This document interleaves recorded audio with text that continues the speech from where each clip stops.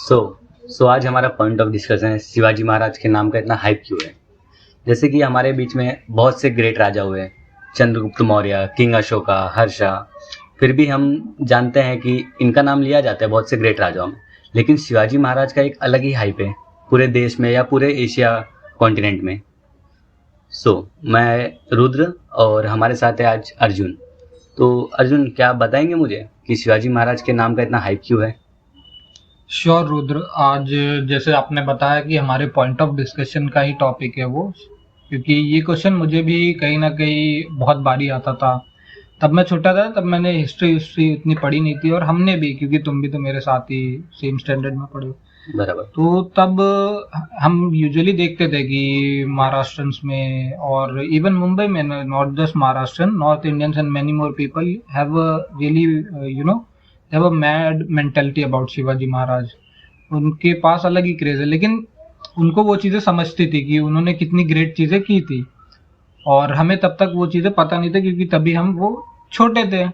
लेकिन आगे जब हमने उनके बारे में पढ़ा, हिस्ट्री के बारे में पढ़ा, और इन चीज़ों को जाना कि उनका वर्क क्या था इंडियन सब कॉन्टिनेंट में, क्योंकि वो जिस एरा में थे, जैसे तुमने कि रेफर किया king Ashoka, Chandragupta Maurya, they were really great king, उसमें कोई डाउट नहीं है। उन्होंने मैनेजमेंट इतनी अच्छे से की, और मेडिवल पीरियड में मतलब उनका कोई जवाब नहीं है।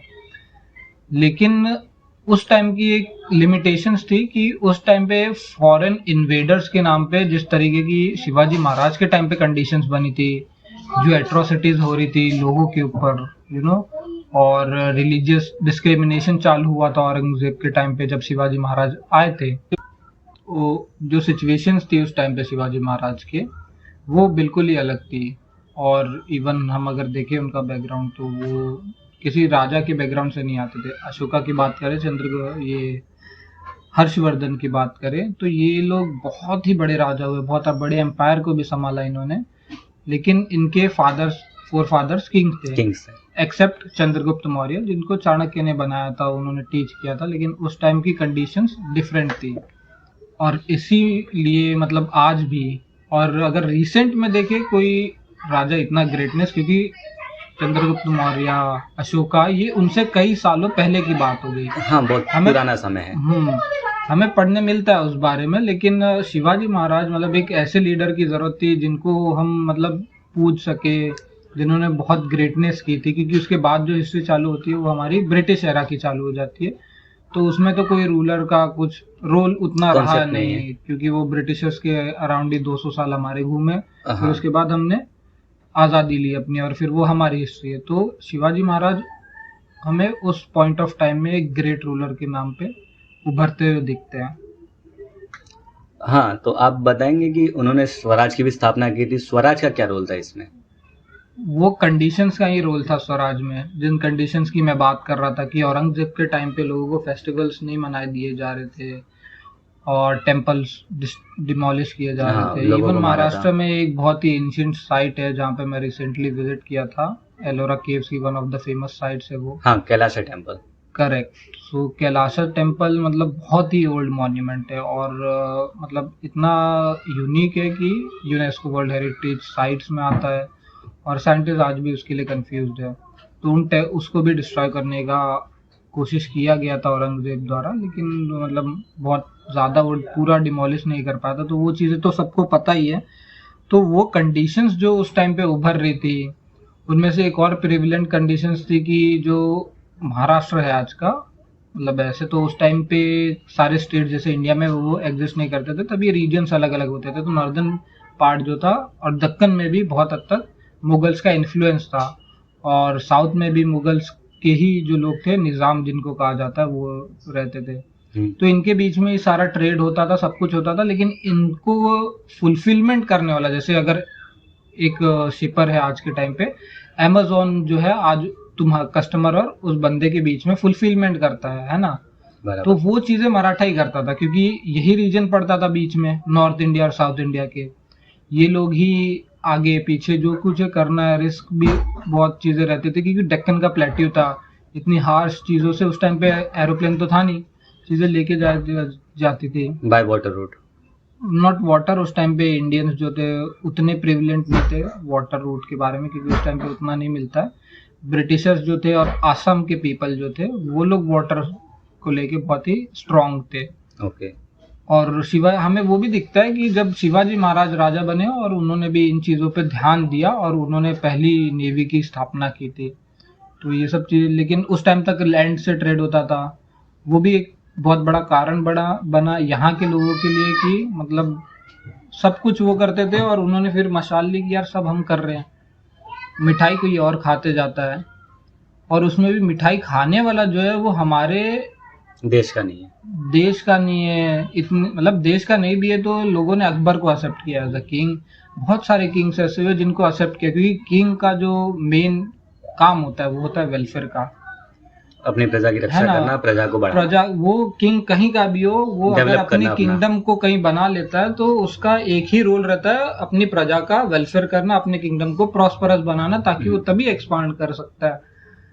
लेकिन औरंगजेब के टाइम पे कुछ अलग ही चीजें हो रही थी, उसकी कुछ बहुत खतरनाक पॉलिसीज रही, तो उससे भी लोग तंग आ चुके थे। न सिर्फ महाराष्ट्र के लोग, सारे इंडिया के जो लोग थे, क्योंकि बहुत बड़े मेजर पोर्शन पे औरंगजेब का कब्जा था, मुगल एम्पायर था।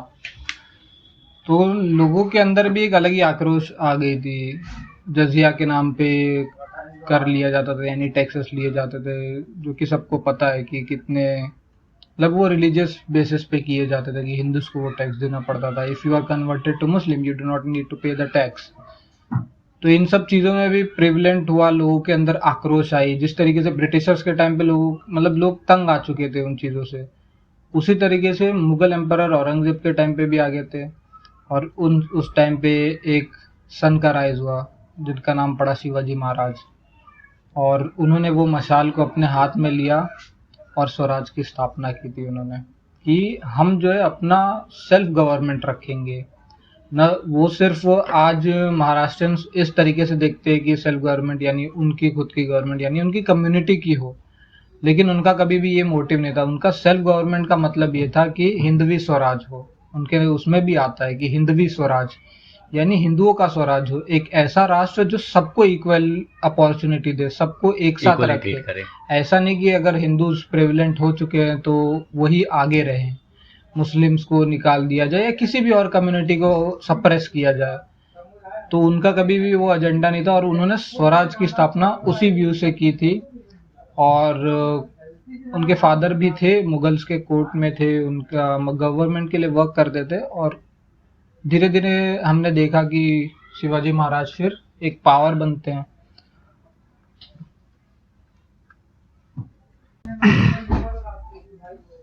अर्जुन, तुमने काफ़ी अच्छा बताया।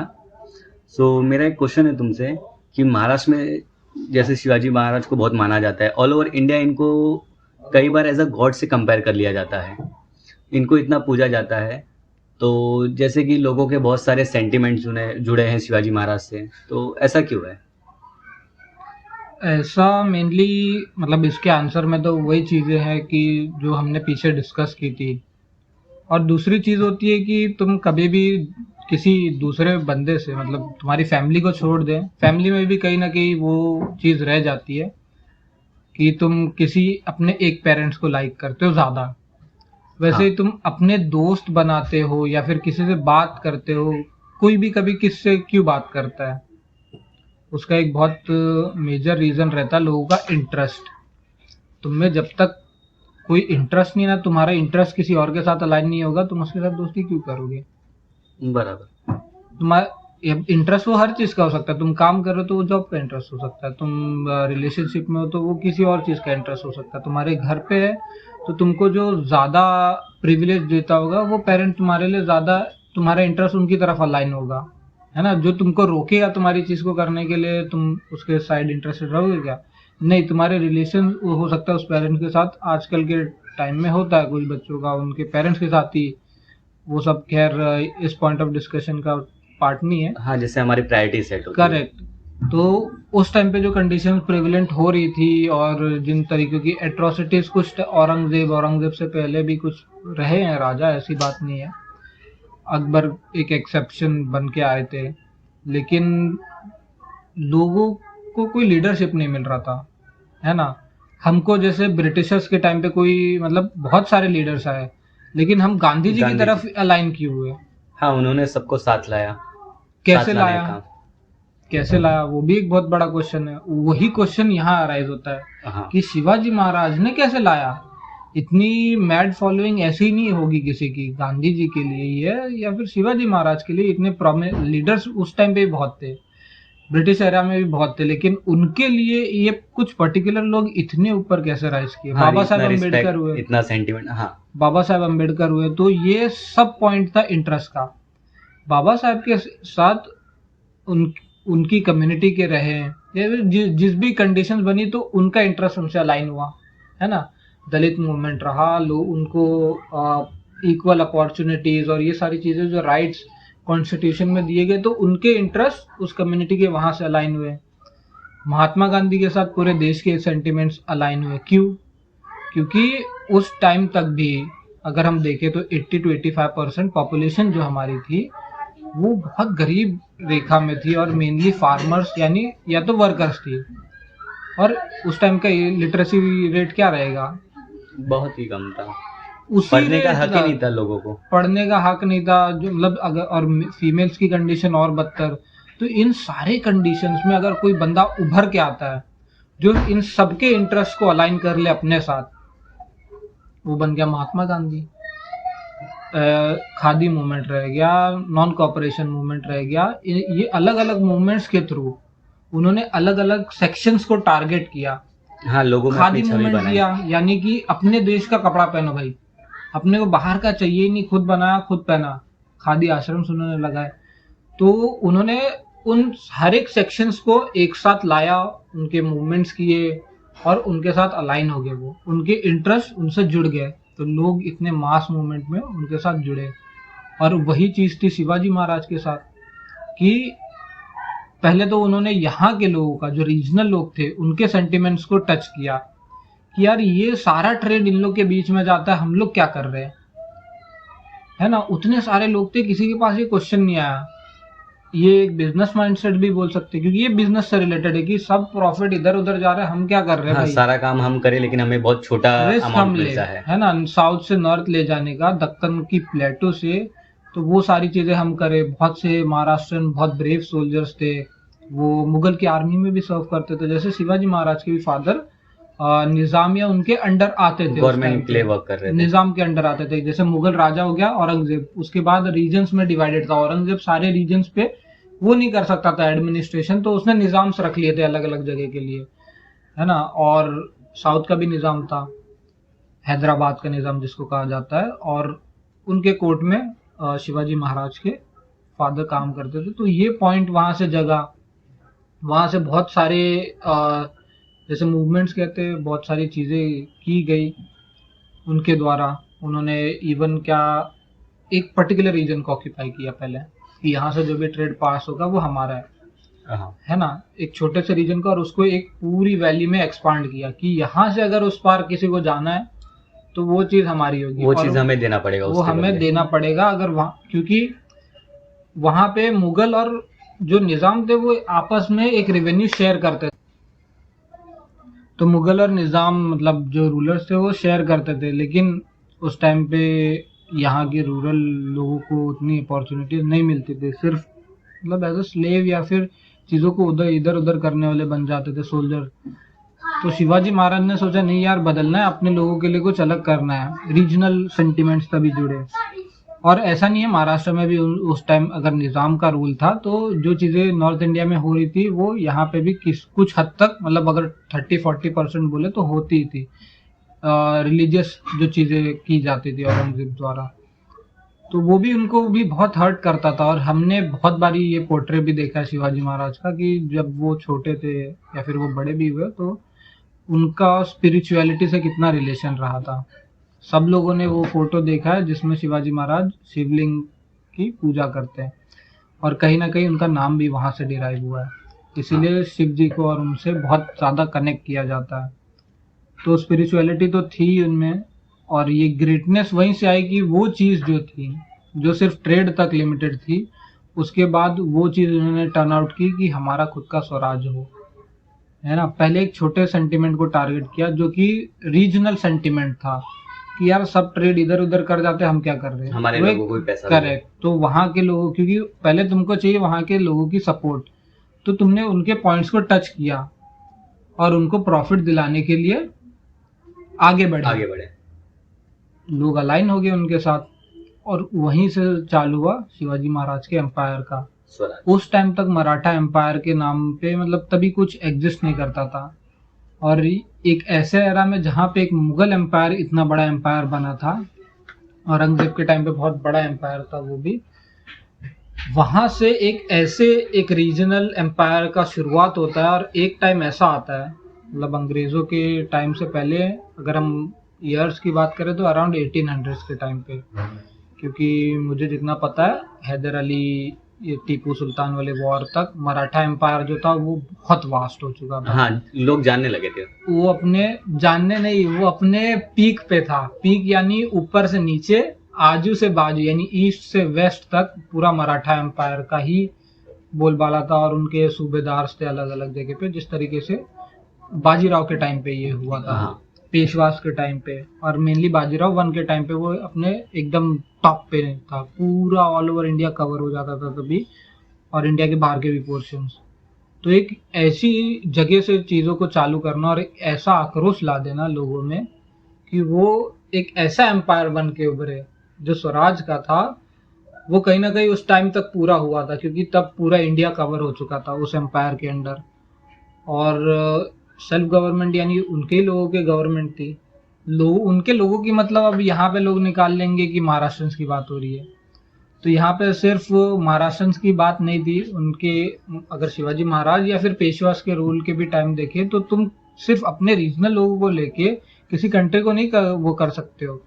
आज अगर प्राइम मिनिस्टर सोचे कि सिर्फ गुजरात के लोगों को लेके मैं पूरी कंट्री को डेवलप कर दूंगा, ऐसा हो नहीं सकता। नहीं, ऐसा नहीं, सबको क्योंकि साथ अब लेके एक चलना पड़ेगा। कंट्री है, तुम एक बहुत वास्ट रीजन को कवर अप कर रहे हो और सबको तुमको फ्लरिश करना, तो वो चीजें वो माइंडसेट शिवाजी महाराज के टाइम से ही थी,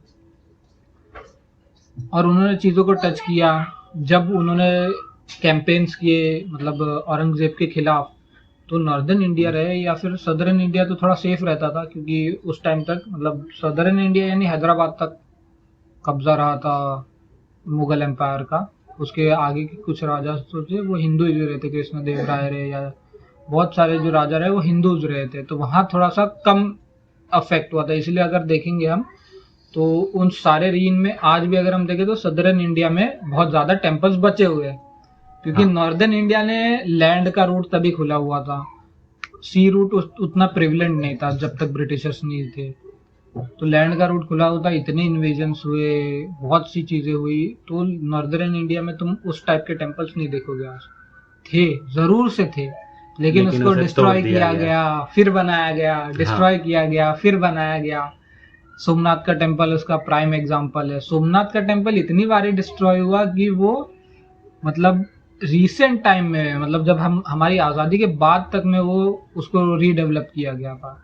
मतलब इतना ये चीज़ों का मतलब रिलीजियस प्रॉब्लम्स चलते थे उस टाइम तक, लेकिन सदर्न इंडिया सेफ रहता था, इसलिए आज इतने बड़े टेम्पल्स आज हमें साउथ इंडिया में दिखते हैं, क्योंकि वहाँ थोड़ा सा कम ये झगड़ा झगड़ी चली थी।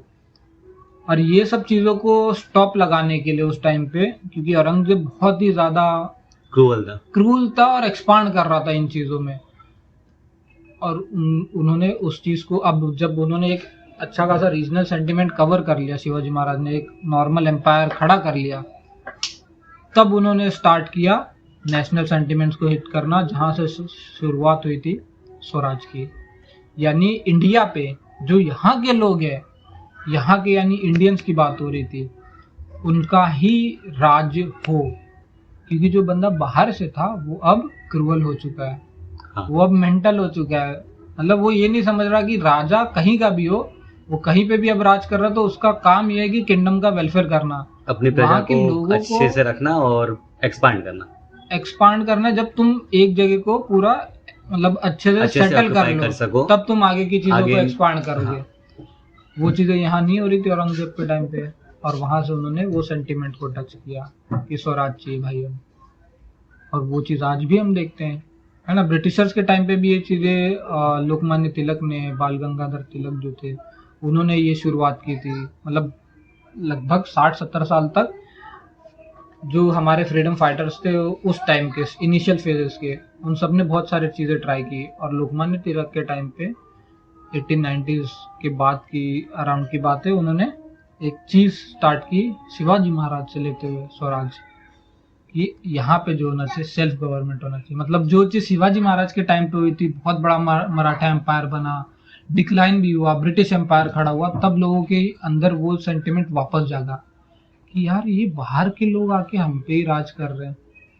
बाहर के लोग मतलब इंडिया के बाहर के लोग, इंडिया के अंदर तो सब हिंदूज थे, उसके बाद मुस्लिम्स की पॉपुलेशन आई, बहुत सारे रीजनल वो बने, इवन क्रिश्चियंस आए, जो है वही कन्वर्ट हुए थे उस टाइम पे, है ना। हाँ वो तो जाहिर सी बात है। उसके बाद ये सेंटिमेंट्स वहां पे टच हुई। अब तुमको फ्रीडम एक ऐसी बिना पे मिली जिस राजा ने एक टाइम पे उस कंसेप्ट का स्टार्ट किया था, तो तुम उसको आज ग्रेट मानोगे ही ना। इसीलिए आज भी शिवाजी महाराज को ग्रेट माना जाता है, क्योंकि उन्होंने हमें वो कंसेप्ट दिया था जो हमें फ्रीडम फाइट के टाइम पे सेकंड टाइम काम आई थी। एक तो उन्होंने जब चालू की थी मुगल्स के खिलाफ, एक जब हमने इंडियंस ने वापस चालू की स्वराज मूवमेंट वो ब्रिटिशर्स के टाइम पे, तो वो हम आज भी रिकॉल कर पाते हैं कि यार इतना ग्रेट किंग कैसे हमारे यहाँ उभर के आया। जो कि जैसे हम चंद्रगुप्त को सेलिब्रेट करते हैं, कुछ नहीं था, उनको बनाया गया, चंद्रगुप्त मौर्य को चाणक्य के द्वारा बनाया गया। शिवाजी महाराज के भी गुरु रहे थे, जरूर से रहे थे। उनकी बहुत बड़ी इंस्पिरेशन, उन्होंने कहा था कि मेरी मम्मी है, मेरे उनके गुरु भी थे। लेकिन उन्होंने खुद से भी बहुत सी चीज़ों को डेवलप किया था, वॉरफेयर, इतना ब्रिलियंट दिमाग कि कहाँ कैसे, मतलब एक तुम इतने बड़े एम्पायर के सामने एक इतनी छोटी फौज स्टार्ट में लेके तुम उससे भिड़ रहे हो, उसमें सिर्फ तुमको करेज नहीं चाहिए, वहाँ मेंटेलिटी एकदम अलग लेवल की चाहिए कि तुम कौन सा विजन देख रहे हो।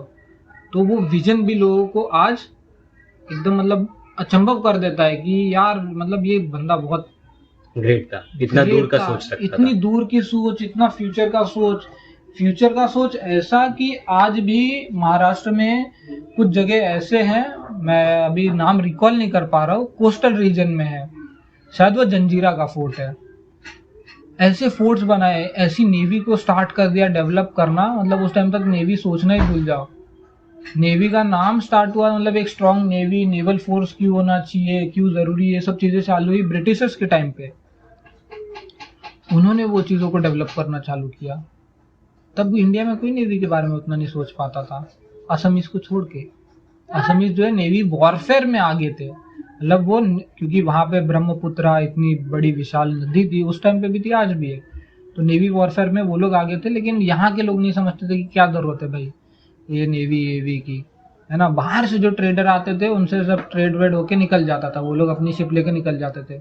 वो तो ब्रिटिशर्स के टाइम पे समझा, लेकिन शिवाजी महाराज ने इसको समझ लिया था कि एक सोर्स तो हो गया लैंड, जहाँ से रिवेन्यू आएगा और हम अपने आप को, अपनी कंट्री को प्रॉस्पर कर सकते हैं।